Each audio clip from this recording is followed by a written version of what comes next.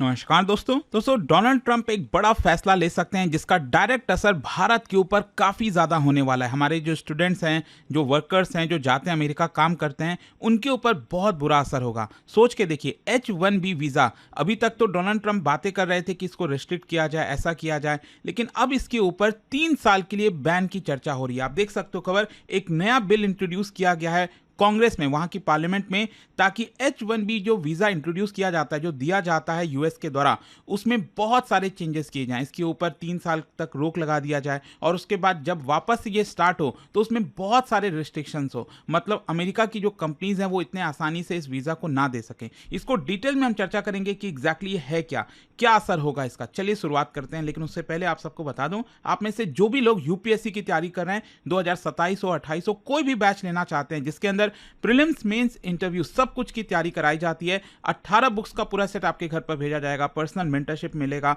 और भी बहुत कुछ है। जानकारी चाहिए, ये फोन नंबर दिया है, इस पर कॉल करिए, मेरी टीम आपको गाइड करेगी। And use this code Ankit live maximum discount के लिए। और ध्यान रखिएगा, अभी डबल वैलिडिटी के साथ आपको मिल रहा है, मतलब कोई भी कोर्स आप लेते हो तो यहाँ पर जो वैलिडिटी है वो ऑटोमेटिकली डबल हो जाएगी। चलिए शुरुआत करते हैं। सबसे पहले देखते हैं कि ये बिल है क्या, किसने लाया है।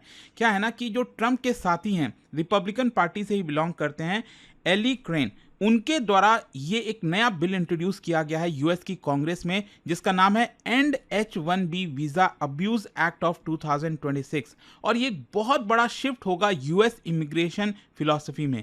मतलब ये बस एक रिफॉर्म नहीं होगा, यहाँ पर कोशिश ये की जा रही है कि पूरा जो सिस्टम है उसको अभी के लिए रोक दिया जाए, फिर इसके अलावा यहाँ पर इसके ऊपर काफ़ी सारा रिस्ट्रिक्शंस लगाया जाए। मतलब ये बोला जा रहा है कि सिर्फ जो एलिट और जो हाई पेड वर्कर्स हैं उन्हीं को अपॉर्चुनिटी मिले कि वो यूएस में आए और यूएस को कुछ दें, यहाँ पर अपना जो एक्सपर्टाइज है वो यूएस को दें और वापस चले जाएं। इस तरह की यहाँ पर कोशिश हो रही है। अच्छा, यहाँ पर पहले एक और चीज समझ लीजिए, जो H1B वीजा सिस्टम है आज के डेट में वो कैसे काम करता है। Basically H1B visa US companies को अलाउ करता है कि वो फॉरेन स्किल्ड वर्कर्स को सस्ते दाम पे हायर कर सकते हैं।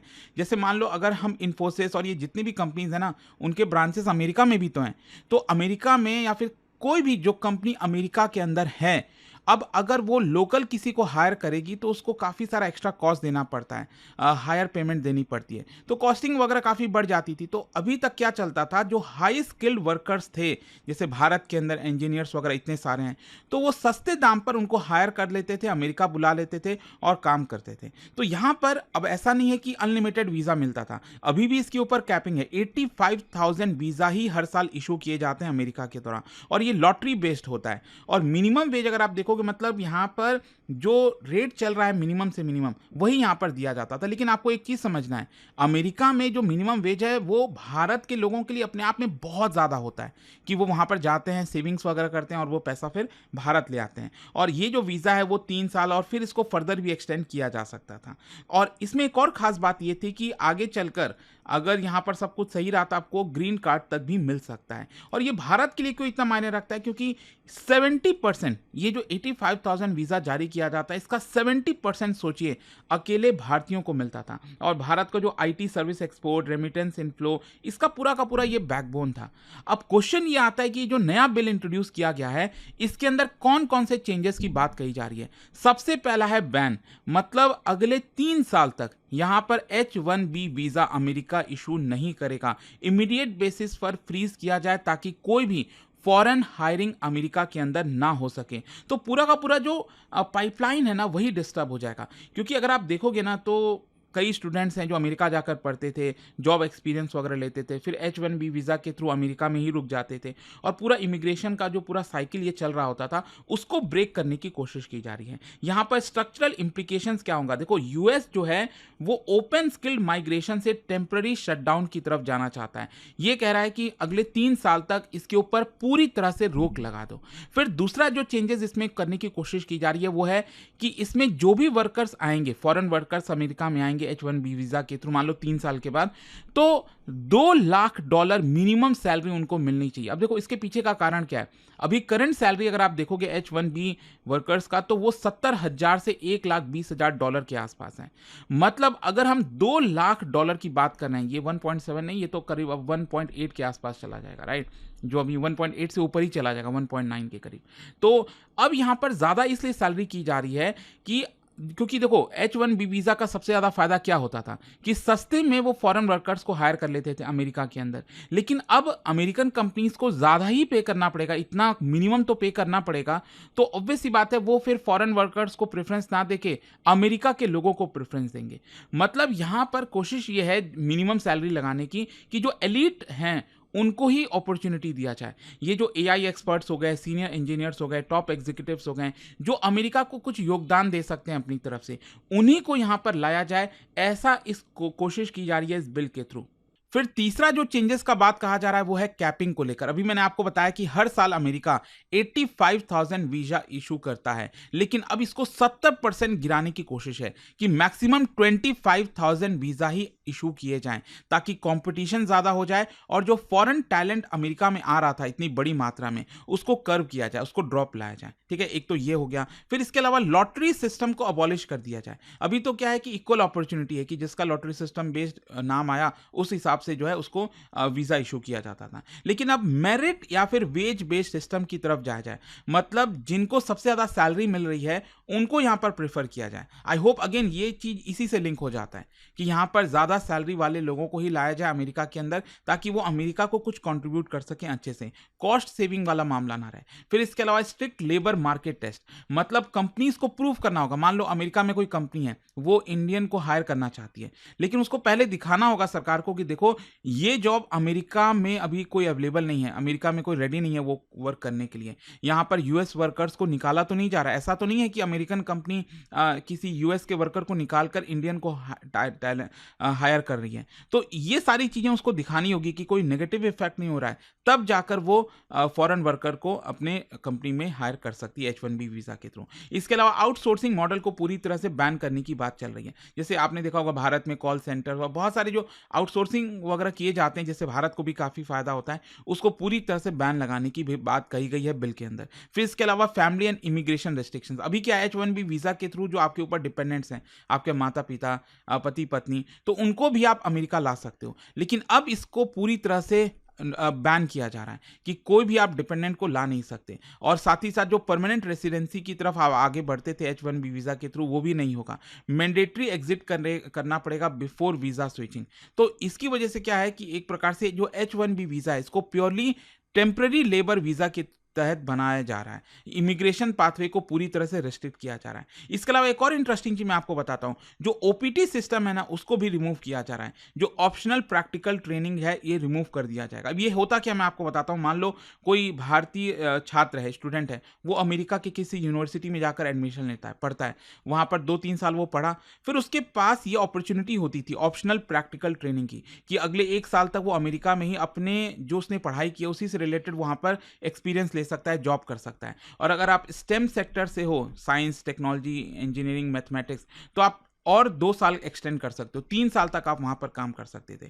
तो स्टूडेंट पहले वहां पढ़ने जाता था F1 वीजा के थ्रू, फिर वहां पर एक्सपीरियंस लेता था काम, फिर वो H1B वीजा लेकर वहीं पर रुक जाता था और फिर उसको आगे चलकर ग्रीन कार्ड मिल जाता था। तो ये जो पूरा का पूरा पाइपलाइन है ना, इसको एंड किया जा रहा है, इसको खत्म किया जा रहा है इस बिल के थ्रू। और साथ ही साथ एक और इंटरेस्टिंग चीज मैं बता दूं, यहां पर कोई भी कंपनी अगर किसी को भी हायर करती है, किसी सिंगल पर्सन को, फॉरेन वर्कर को, तो उसको $1 लाख तो अमेरिकन गवर्नमेंट को देना पड़ेगा। मतलब हायरिंग का कॉस्ट ये लोग बढ़ाना चाहते हैं। तो आई होप आप समझ पा रहे हो कि ये जो बिल लाया गया है इसका कितना नेगेटिव इंपैक्ट होने वाला है। इतनी ज्यादा प्रोविजंस लाई गई हैं ताकि H1B वीजा को पूरी तरह से खत्म ही कर दो एक प्रकार से। तो फिलॉसफी यही है कि जो नेशनलिस्ट इकोनॉमिक मॉडल होता है ना, कि जॉब को प्रोटेक्ट करो, अपने ही देशवासियों को जॉब दो खाली, anti globalization labour policy, high skill elitism, ये सब चीजें के तहत अमेरिका जाना चाहता है। और इसका भारत के ऊपर क्या असर होगा, ऑब्वियस सी बात है। IT जो इंडस्ट्री जो ऑलरेडी क्या प्रॉब्लम से गुजर रही है, तो आप देख ही रहे हो, इन्फोसिस, TCS, इन सबके शेयर्स देख लो ना,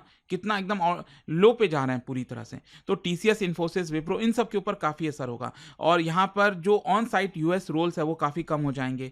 offshore work, India based delivery जो है वो शायद इंक्रीज हो सकती है। रेवेन्यू मॉडल्स के ऊपर काफी प्रेशर आएगा। तो ये भारत के कंपनीज के ऊपर तो डेफिनेटली बड़ा असर होने वाला है। जो इंडियन प्रोफेशनल्स हैं, मिड लेवल इंजीनियर्स हैं, वो एलिमिनेट हो जाएंगे, वो जा ही नहीं पाएंगे अमेरिका, जिस तरह के प्रोविजंस लाए जा रहे हैं। सिर्फ जो टॉप टियर प्रोफेशनल्स हैं उन्हीं को अपॉर्चुनिटी मिल सकती है। इसका मतलब अब रिजल्ट यही निकलेगा कि इमिग्रेशन अपॉर्चुनिटीज़ कम हो जाएंगी, वेज कंप्रेशन हो जाएगा। फिर जो स्टूडेंट्स हैं वो तो सबसे ज़्यादा अफेक्ट होंगे। जो मैंने आपको बताया ना, ऑप्शनल प्रैक्टिकल ट्रेनिंग होती है, वर्क एक्सपीरियंस अपना पढ़ाई करने के बाद, उसको ख़त्म किया जा रहा है। H1B के थ्रू अब आपको जॉब नहीं मिलेगा। तो इंडियन स्टूडेंट्स अब ऑब्वियस सी बात है यूएस एजुकेशन को अवॉइड करके कनाडा, यूके, ऑस्ट्रेलिया की तरफ जाना चाहेंगे, और इसका यूएस की इकोनॉमी पर भी असर होगा। देखो, यूएस के जो सपोर्टर्स, ये जो वीज़ा लाने के सपोर्टर्स हैं, वो ये कह रहे हैं कि देखो इससे अमेरिका में जॉब्स क्रिएट होंगी, हायर वेजेस जो है वो क्रिएट हो जाएगा यहाँ पर, तो अमेरिकन लोगों को फ़ायदा होगा। लेकिन आप समझो ये इस तरह से नहीं होता। हो सकता है शॉर्ट टर्म में कुछ ऐसा देखने को मिल जाए थोड़ा बहुत, लेकिन इसका नेगेटिव ही असर होता है। टैलेंट शॉर्टेज होता है टेक में, हेल्थ केयर में, इनोवेशन कम हो जाएगी, लेबर कॉस्ट यहाँ पर हाई हो जाएगा। तो ओवरऑल आई होप आप समझ रहे हो कि यूएस की इकोनॉमी के ऊपर कितना बुरा असर होगा इसके ऊपर। और इसी को वजह से क्रिटिसिज्म भी आ रहा है। जो इकोनॉमिस्ट है उनका ये कहना है कि स्किल्ड इमिग्रेंट जो होते हैं वो प्रोडक्टिविटी को बढ़ाते हैं, वो आपके जॉब्स को नहीं छीनते हैं। आज के डेट में अमेरिका अमेरिका इसीलिए है, यूएस अमेरिका इसीलिए हम कहते हैं ना, यूनाइटेड स्टेट्स ऑफ अमेरिका, वो इसीलिए जाना चाहता है क्योंकि वो इस तरह की पॉलिसीज अभी तक अपनाता आया है, स्किल्ड इमिग्रेंट्स को अलाउ करता है। अगर वो नहीं होगा, भारतीय जाना छोड़ देंगे, तो अमेरिका में किस तरह से इनोवेशन, रिसर्च एंड डेवलपमेंट, ये सारी चीज़ें हो पाएंगी। वो तो क्या है कि भारत में अपॉर्चुनिटीज़ नहीं है, इतना इन्वेस्टमेंट नहीं है, R&D पर फोकस नहीं होता है, जिसकी वजह से उनको उधर जाना पड़ता है। तो आप कर लो यहाँ पर। तो बहुत सारे इश्यूज हैं। अब ट्रंप का सोचना तो कुछ अलग ही तरीके से ना, उनके सलाहकारी कुछ अलग अलग प्रकार से बताते हैं। मतलब अमेरिका का जो वर्चस्व है उसको पूरी तरह से ख़त्म करने की एक प्रकार से कोशिश की जा रही है। यूनिवर्सिटीज़ वगैरह कौन ज्वाइन करेगा? आप सोचो ना, जो एलीट यूनिवर्सिटीज़ हैं अमेरिका के, आप अलाउ ही नहीं करोगे स्टूडेंट को, तो वहाँ मतलब फिर यूनिवर्सिटीज़ का मतलब क्या रहा, राइट? तो ये सब चीज़ें हैं। और एक और चीज़ ध्यान रखिएगा, अभी के लिए ये बिल प्रपोज किया गया है, अभी लॉ नहीं हुआ है। अभी तो जो हाउस है, सेनेट है, दोनों हाउसेस से पास होना है, फिर इसके अलावा प्रेसिडेंट उसको साइन करेंगे, और हो सकता है कि इसमें भी चेंजेस किए जाएं। इतने एक्सट्रीम जो प्रोविजंस हैं उसको डाइल्यूट कर दिए जाएं, लॉबिंग भी की जाएगी जो बड़े बड़े कंपनीज हैं। देखते हैं अल्टीमेटली होता क्या। बड़ा आई होप कि इस वीडियो के थ्रू आपको डिटेल में चीज़ें समझ में आ गई होंगी। और जाने से पहले एक इंटरेस्टिंग क्वेश्चन, EB-5 वीज़ा ये किस चीज़ से एसोसिएटेड है? क्या आप बता सकते हो इनमें से? इसका राइट आंसर आप सब जानते हैं, मेरे इंस्टाग्राम पर तो मिलेगा ही, वहाँ पर अगर आप नहीं हो कोई बात नहीं, टेलीग्राम से ले सकते हैं इसका सही उत्तर। और दोस्तों, जैसा मैंने आपको बताया, अगर आप यूपीएससी की तैयारी कर रहे हैं, अभी फ्लैट 50% डिस्काउंट तो चल ही रहा है, प्लस डबल वैलिडिटी सारे यूपीएससी कोर्सेज पर मिल जाएगी। 2027-28 कोई भी बैच आप लेते हो, और बैच लेने के बाद आपका जो पूरा तैयारी है, प्रीलिम्स, मेंस, इंटरव्यू, ये स्टडी IQ आपको अच्छे से कराएगा। 18 बुक्स का पूरा सेट भी आपके घर पर भेजा जाएगा। और कोई डाउट अगर आपको होता है, ये फोन नंबर है, इस पर कॉल करिए, मेरी टीम गाइड कर देगी आपको। And use this code Ankit live maximum discount के लिए। स्टडी IQ IAS, आपका सिलेक्शन हमारा मिशन।